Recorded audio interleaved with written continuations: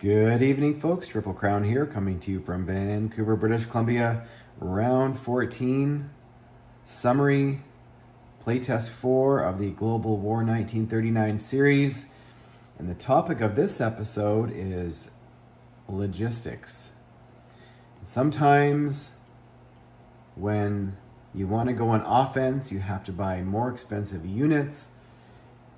And once you start to stretch out and expand, you can't go everywhere. You start to have holes in your lines, and it's easy for a counterattack, and it's also easier to defend. And so we will talk about what happened in Paris. So the Germans were successful when they captured Paris. It was almost a battle of the bulge situation, except they broke through the American, French, and British lines and made it all the way to Paris. And they survived with about 8 armor, and the British were able to counterattack with 14 infantry and 3 bombers and 2 armor of their own. And they, I think, survived with 4 infantry and their bombers. So, and then the Americans were behind reinforcing. But that battle, even though the Germans were successful and they played ping pong, logistically, they were only able to build 10 units in Western Germany to reinforce. And even though they still have their Air Force intact, so they're able to attack next turn as a follow-up with, 10 fast movers and their Air Force, they are not going to be able to dislodge the Americans, who brought in 8 armor and about, 20, and there is about over 20 infantry there. So they are not, they could take a poke. It's round 15 coming up, so they're going to have to, but it's not going to be likely. So, and currently the Americans have a follow-up of another 5 armor and 15 infantry, and the British have 12 infantry and 2 armor, and the Canadians have 1 infantry and 2 armor. Now the Italians, they went into Barcelona, and they also built a fortification in Marseille. And they killed the lone American that was blocking in Reims. So a little bit of a standoff happening there, so the Germans can make their way blitzing through. But that's kind of what happened here. Is the Germans, the logistics of one major factory that can produce and hit Paris every turn, they can only make 10 units. But if America alone is dropping off over 15, and the British and the Canadians are dropping off over 10, it's just a losing battle. And the Italians, they're able to produce units here, but they weren't enough of a distraction.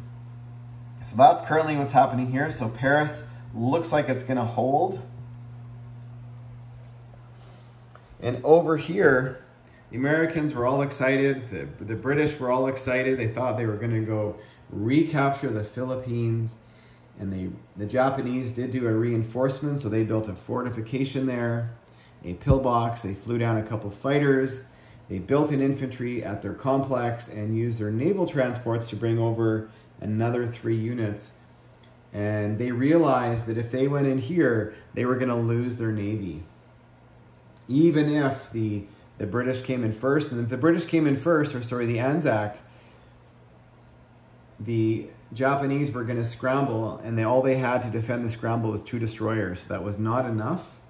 And so they decided to hold off, and now numerically, the combined American and Anzac fleet outnumbers the Japanese fleet by about 4 or 5 units. So it's going to be tough. And they needed to stay here because those 4 or 5 units coming across from the other parts of the Pacific needed to sort of become one.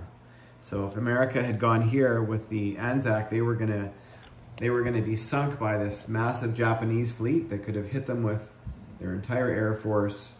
A couple planes coming from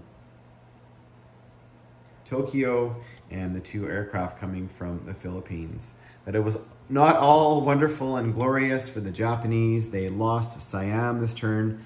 They did build a fortification, and they took out quite a few of the Far East Command armor, and the Far East Command has still about 7 armor left, and 6 of those are the Churchills. So that is a problem for the Japanese, because next turn, if they're not taken out, they're going to go down here and liberate Singapore. And the Japanese have some decisions to make. They've got to defend Hong Kong, they've got to defend the Philippines, and they are surrounded by the Russians and the KMT. Now there is 9 Chinese here knocking on the door of Hong Kong. There's 4 Japanese there. In Shanghai, there is about 7 or 8 infantry and about 6 or 7 or 8 KMT on the door. And the Russians can actually go through because they've got 2 heavy armor and 7 other fast movers that can preempt and attack those Russians. But the Japanese might get smart here. They might use these guys here and these guys here to take out the Russians that are going to take out Shanghai. So that's going to be interesting there.